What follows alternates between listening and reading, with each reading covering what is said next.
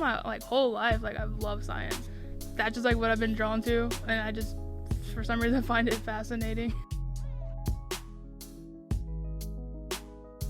Today we're speaking to Taylor Swartz. Taylor is a former ACC process technology student who is now working in the field with Phillips 66. Welcome to the show. Thanks for having me. What led you to become a process? Like, why did you decide process technology would be something you wanted to do? Getting out of high school, I wasn't sure. I didn't know where to go. I had family that was in the plants, so I was kind of familiar with it. My grandparents, aunts, uncles. My dad's a heavy equipment operator in the plant, so I had some exposure to it.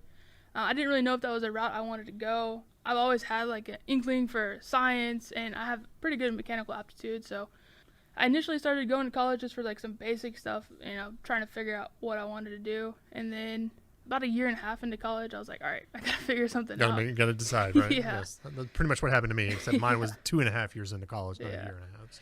So basically, I had all my basics done, and I just started taking, I decided to go this route. I talked to my grandparents. My grandmother, she's a operator as well. She's retired now, but, kind of talked to her about the work schedule, kind of what, it's like actually being an operator, and I decided, okay, it's something I'd be interested in. Yeah, I just went from there. Where are you at right now? I work for Phillips 66 right now as an operator. Luckily, I fell into like a great position there. Whenever I transferred over there from Lyondell, where I started out, they go through like kind of a mini crash course like you did in college, just learning all the basics. Yeah. What's a pump, what's a valve, Right. Basic stuff. I believe it's a 12-week program. After you get through that program, then they kind of pick, okay, these are the units that need people, and they kind of have their team leaders come in and talk to you, interview you, and then they pick, who they want. They go through it's kind of like a football draft, and just pick their people. So I got super lucky at the time. They were starting up some really big projects. So I actually went to a PTO team, which is prepare to operate. We commissioned 2 150,000 barrel a day units, pretty big projects. We actually have one that's coming up in, I think, July. We're going to actually be starting up. We're starting the PTO process right now.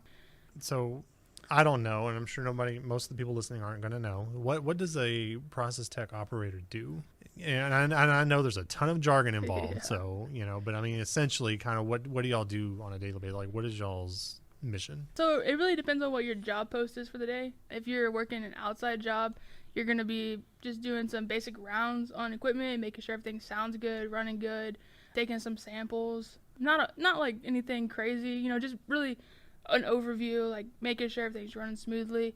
If there's an upset, there may be some things you need to go out into the field and do. Say you're shutting down the unit, there's some valves that need to be operated or pump started or stopped. And then if you're a board operator, then you're sitting in front of a console pretty much the whole shift, and you're making all the small movements and adjustments to make on-spec product. Basically, it's about whatever process you're working on stays in that process and doesn't Yeah. deviate from the production schedule, I'm assuming, correct? Yeah, and just make sure that, the goal is to make on-spec product safely and efficiently. Kind of what was, did you have any kind of job or career before you decided to do this, or was it just straight out of high school as a student? Yeah, I started out like, okay, maybe I'll go to engineering, like that path. And I was like, I don't really want to spend that long in college. And I was like, well, what about nursing? Because I raised animals growing up, and it's like the medical side of like animals, like veterinary care, I was pretty proficient in, and so I was like, that's kind of interesting. And I actually got accepted to UTMB college, but tuition was incredible, like $12,000 a semester, including like all your materials. I was like, I didn't really have the help to pay for that, and I didn't want to have a bunch of student loans, so Right. that's whenever I decided to go this route. So you say that you're interested in science. Mm-hmm. So what is it about process technology? What science do you enjoy about process technology? There's so much chemical, like everything's a chemical reaction. There's just, if you want to get to the engineering side of things, like you can break down all the compositions, where your splits are at on your towers, different chemicals that we use to treat for just clean up the materials. Like there's a lot of science and in how it. they interact with the chemicals that you're producing, Right, and yeah. stuff like that. And the byproducts and all that. Yeah, there's a lot of science in it. What do you find fascinating about that? Like, why do you enjoy that interaction? Just my whole life, I've loved science. That's just what I've been drawn to, and I just, for some reason, find it fascinating. So I'm assuming you enjoyed your classes with Don Paris because he loves teaching that stuff. Yes, I absolutely love him. It's funny because most people are like, oh man, this is going to be such a hard class. And I was so excited like every day for his class. Like, all right, what are we going to learn now? The man's high energy. Yeah. If you've never met him before, Don Paris is high energy. Yeah, so he's awesome. He enjoys teaching what he teaches. So Yes. when you decided to become a process technology operator, what were you expecting as a career? Like, did you think, like you said, your family had been doing it for a long time. So Yeah. did you think that was for you, or you just kind of felt like... I didn't really know. I knew that I was attracted to the type of work it was. I like being able to work with my hands, but then also having like, you have to have a blue collar mentality. Like you have to be willing to like really study and like, put in the effort to learn the material and stuff, but then like be willing to get your hands dirty. Especially depending on what kind of unit you're in, it's not necessarily going to be clean, but if you're willing to do that, the rewards are there for sure. Now, before you started working at Phillips, Mm-hmm. you were working with another firm. So how did you come by that position? In school, you can do an internship program, the work program, where you take a class. It's considered your capstone, I believe. Practicum, in some programs they call it. Right. So you basically, that class is going to work. And then I think you meet maybe once a week and just kind of discuss like what's going on. You have to make evaluations to fill out and stuff like that with your supervisors. It was a really good program. It gets your foot in the door to any company, but even like in my situation, I applied, and I got into that program, and then it gave me like a little bit of experience to help me get into wherever I wanted to go, pretty much. How hard was it to find a job?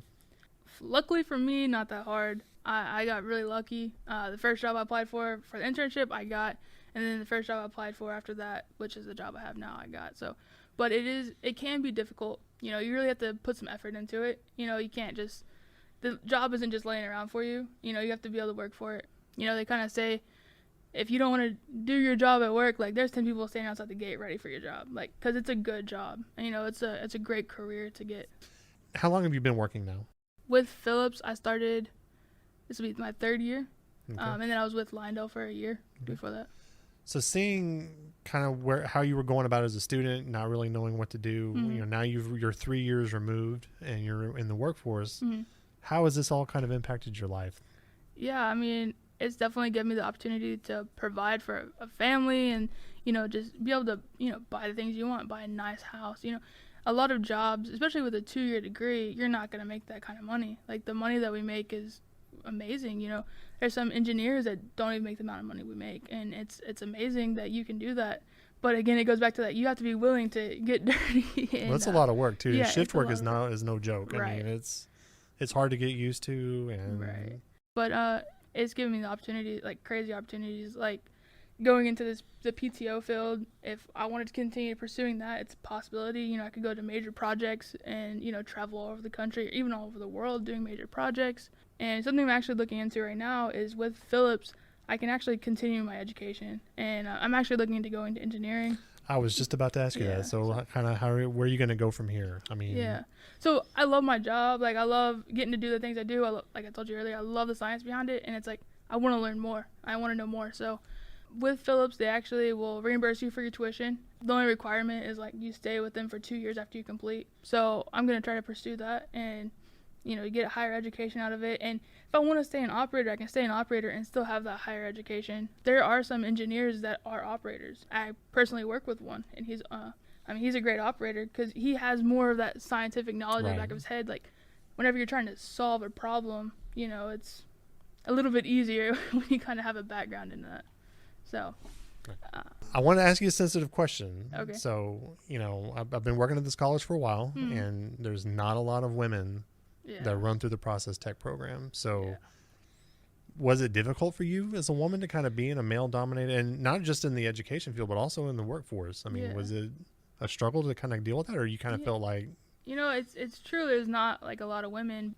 I've never really felt like it was a downfall for me.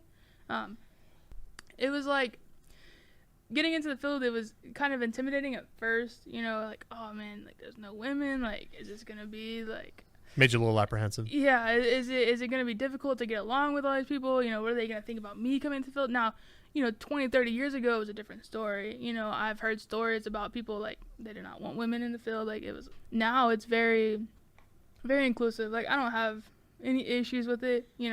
I feel that there's plenty of women operators out there that are just as good as the male operators. Like there's no downfall to being a woman in the field for sure. There was, I want to say 3 or 4 other women that hired in with me. And so there's a few women out there. There's one other female. So you kind of feel the tide is changing as far as that dominance is concerned. Yeah.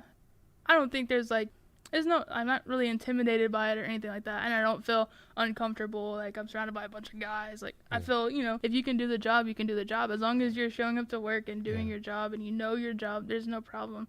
It doesn't matter who you are as long as you can do your job. So you said you wanted to continue your education. What degree are you looking to get? Probably engineering. Probably go the engineering route, at least with the bachelor's degree. And then there's a lot of people that go the MBA route. You want to move up into leadership. Especially if you go down that path of becoming an engineer, that you can really get into upper management that way if that's your goal. I don't know if that's my goal or not. As of now, I think because it's all still a process, huh? Yeah. Oh yeah. So why do you want to move into management? Do you just kind of? Well, I don't necessarily want to move into management. I was just saying that's a path you could take. Engineering, I think, whether I become an actual engineer with the company or I continue being an operator, like just having more background knowledge of the situations, I feel like it makes you a better operator, definitely. So where do you think you might go to school? Probably University of Houston. They have some good programs and they're local. So. Yeah.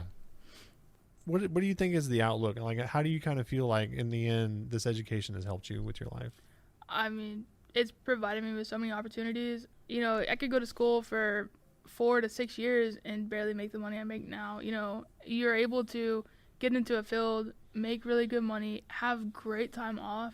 What else can you do where you take 4 days of vacation and you get 14 days off in a row? That's awesome. Also, you don't graduate with a bunch of student debt. That you go to a 6-year program and you have all these student loans unless you got lucky and got a bunch of scholarships. So the affordability was a factor in absolutely deciding your education. Yeah, absolutely. And just to be able to do this and have so much freedom, like you want to work in Colorado, there's plants in Colorado. You want to work in the Caribbean, there's plants in the Caribbean. You can move around if that's what you want to do. And then also that I think most companies offer some kind of continuing education programs where if you're with them that you can continue going to school and so you can further your education if you want to. All right. Well, thank you for coming today. I appreciate it. All right. Thanks for having me.